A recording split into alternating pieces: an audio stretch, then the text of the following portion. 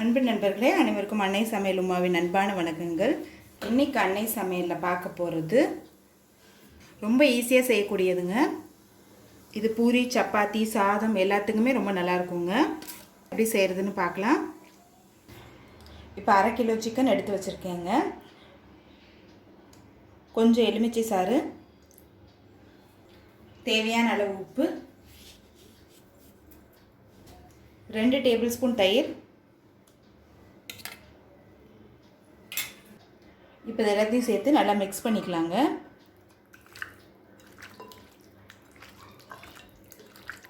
இப்போ இது எல்லாத்தையும் நல்லா மிக்ஸ் பண்ணியாச்சு. இப்போ இது 1 மணி நேரம் ஊற வச்சிடலாம். கடாயில் தேவையான அளவு எண்ணெய், 3 பட்டை, 2 கிராம்பு, 1 பச்சை ஏலக்காய், 1 கருப்பு ஏலக்காய். கருப்பு ஏலக்காய் இருந்தால் போட்டுக்கோங்க, இல்லைன்னா வேண்டாம். 1 டீஸ்பூன் சோம்பு,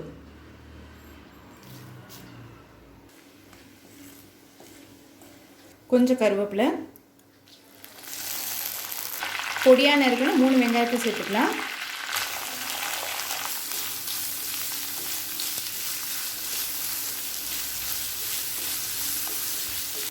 ஒரு டீஸ்பூன் இஞ்சி பூண்டு விழுது, இப்போ அடுத்தது நம்ம அரைச்சி வச்சுருக்க தக்காளி விழுதை இதில் சேர்த்துக்கலாம். 1 தக்காளி, தேவையான அளவு உப்பு.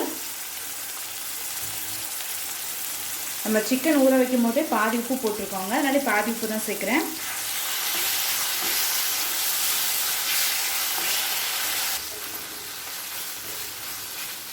அரை டீஸ்பூன் மஞ்சள் தூள், 2 டீஸ்பூன் மிளகாய்த்தூள்,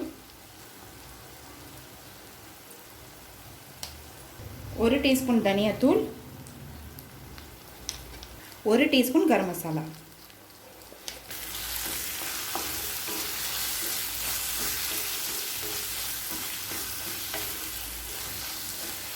இப்போ மிளகாய்த்தூள் வாசனை போக 1 நிமிஷம் வரைக்கும் நல்லா வதக்கிக்கலாங்க.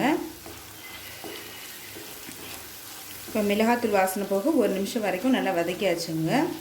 இப்போ சிக்கனை மேரினேட் பண்ணி 1 மணி நேரம் ஆகிடுச்சுங்க. சிக்கனை இதில் சேர்த்துக்கலாம்.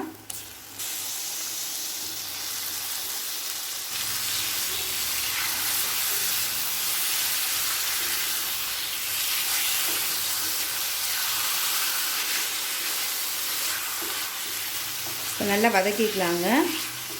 சிக்கன் நம்ம ஏற்கனவே நல்லா தயிரில் ஊற வச்சுருக்கனால சீக்கிரம் வெந்துடும், சாஃப்டாகவும் ஆகிடும். இப்போ 1 கப் தண்ணி சேர்த்துக்கலாம்.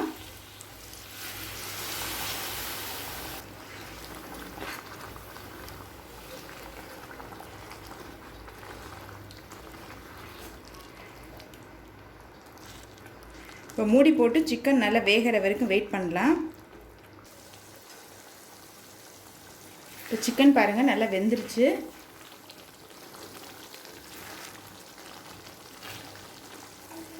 இப்போ இறக்க போகிறதுக்கு முன்னாடி 1/2 டீஸ்பூன் மிளகுத்தூள் சேர்த்துக்கலாங்க. 1/2 டீஸ்பூன் சீரகத்தூள், கொஞ்சம் கொத்தமல்லி. லாஸ்ட்டில் இது மாதிரி மிளகுத்தூளும் சீரகத்தூளும் போட்டிங்கன்னா டேஸ்ட் ரொம்ப நல்லாயிருக்கும்.